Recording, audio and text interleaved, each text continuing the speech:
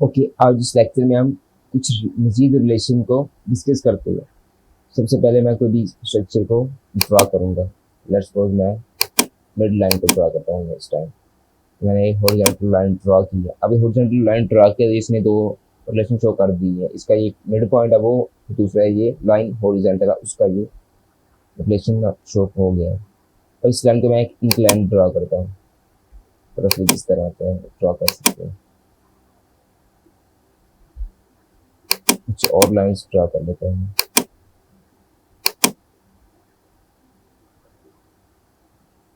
अब मैं चाहता हूँ कि इस लाइन को सेट करना, आपने कंट्रोल की प्रेस किए रखना, और आपने दूसरी लाइन को भी सेलेक्ट कर देना। मैं चाहता हूँ कि ये दोनों लाइनें कोलिनियर हो जाएं। मैंने सेलेक्ट की, दोनों लाइनें कोलिनियर हो चुकी है, चेक कर सकते हैं।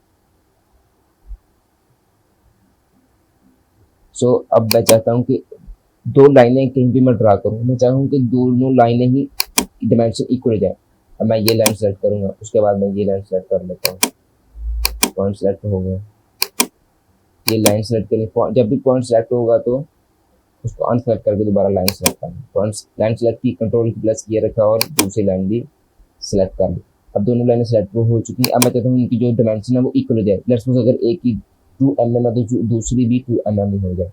अभी मैंने डायमेंशन दी है नहीं है, लेकिन रफली मैं आपको इक्वल करके बताता हूँ। ये इक्वल के रिलेशन पे आपने क्लिक करना है, तो आपकी दोनों डायमेंशन इक्वल हो जाएंगे।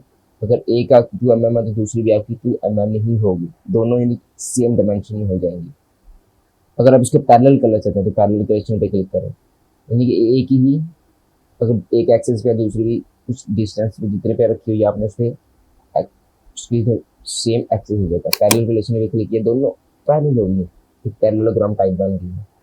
यानी कि अब इससे आप रिलेशन को बिल्ड अप कर दिया आपने आसानी से। आप अभी ये आपको रफली बता रहा हूँ, इसलिए कुछ आपको सिंपल से लग रहा है, लेकिन जब आप किसी भी सॉल्व की कम्प्लेक्स स्ट्रक्चर ड्रॉ कर रहे हैं तब आपको पता चलेगा इनकी रिलेशन की अहमियत क्या है।